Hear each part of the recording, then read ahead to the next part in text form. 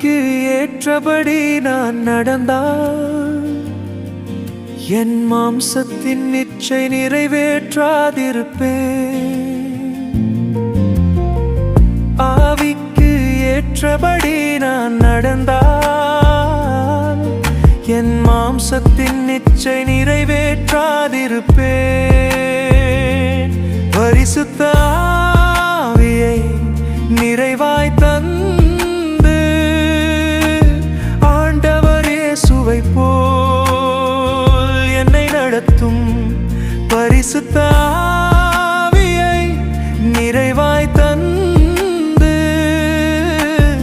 ஆண்டவர் இயேசுவை போல் என்னை நடத்தும்.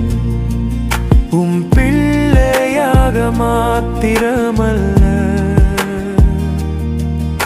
உம் புத்திரனாக என்னை மாற்றும்.